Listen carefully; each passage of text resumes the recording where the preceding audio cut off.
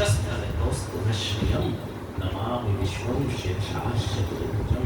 भगवान चार हाथ में शंख चक्र गदा पद्म ठाकुर जी धारण किए हुए हैं। सफेद वस्त्रम पीले पीताम्बर से भगवान सुशोभित है। भगवान का जो हृदय है बहुत विशाल है। सहार वक्षस्थल, और सहार वक्षस्थल अर्थात हारों से सुशोभित है। वनमाला, पुष्पमाला, तुलसी माला इन सबसे सुशोभित है। कौस्तुभमणि से सुशोभित है। कौस्तुभश्रियम्। और भगवान लक्ष्मी जी के साथ में निरंतर रहते हैं। कई बार ऐसा होता है लक्ष्मी जी साथ में दिख नहीं रही होती है, लेकिन इसका अर्थ यह नहीं है कि उस समय लक्ष्मी है। भगवान के हृदय पर एक स्वर्ण रेखा है। वो जैसे सात हिंदी का होता है, उसी प्रकार से भगवान के हृदय पर जो स्वर्ण रेखा है वो श्रीवत्स चिन्ह है। वही लक्ष्मी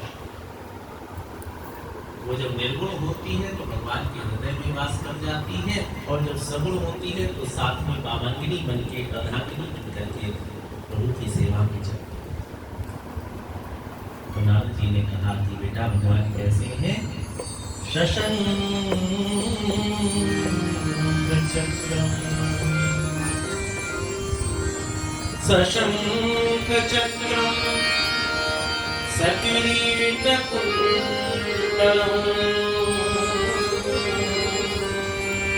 सपीतवस्त्रं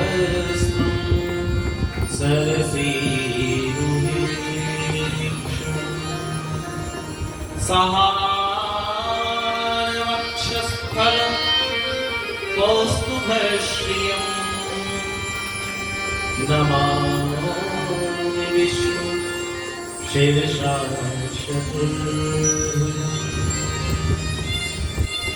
ऐसे प्रभु को प्रणाम करते।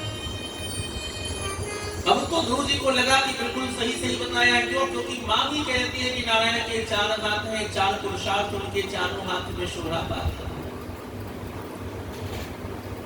तब तो इसका अर्थ है कि चतुर्भुज भगवान जो नारायण है, ये जो प्रभु बता रहे हैं, गुरुदेव बता रहे हैं, बिल्कुल सही।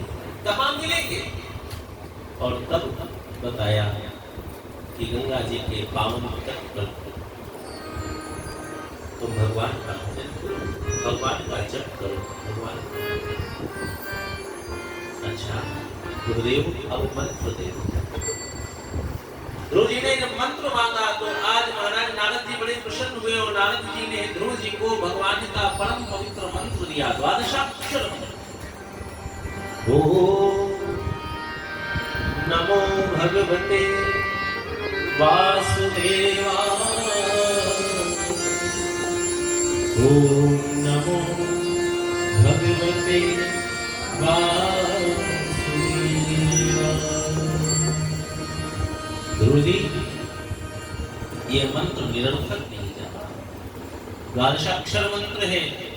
और इस मंत्र को आपके बाबा श्री मनु जी महाराज ने नैमिषारण्य की पावन धरा पर गोमती जी के पावन तट पर खड़े होकर के भगवान को पुकारा था। और जानते हो भगवान प्रकट हुए थे, और आपके बाबा ने वरदान प्राप्त किया है उस दर्शन के उपरांत भी कि भगवान स्वयं पुत्र रूप से आपके बाबा जब पुनः अवतीर्ण होंगे दशरथ के रूप में, तो उनके घर में रामावतार करेंगे। यह मंत्र निरर्थक नहीं है। और एक बात कहता हूँ कि मनु जी महाराज को भगवान को प्रकट करने में समय लगा था, लेकिन हे ध्रुव तुम जब इस मंत्र का आश्रय करोगे तो परमात्मा को प्रकट होने में समय नहीं लगेगा।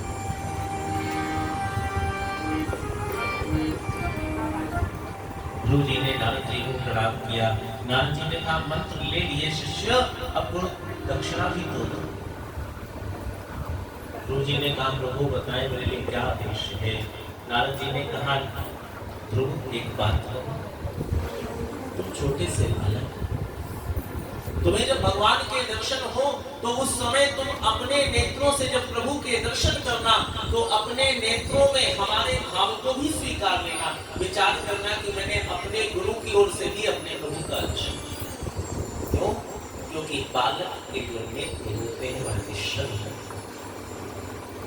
नारद के नेत्रों में छल हो सकता है, सिद्ध के नेत्रों में छल हो सकता है, मुनि मुनि के नेत्रों में छल हो सकता है, ऋषि के नेत्रों में छल हो सकता है, लेकिन पाप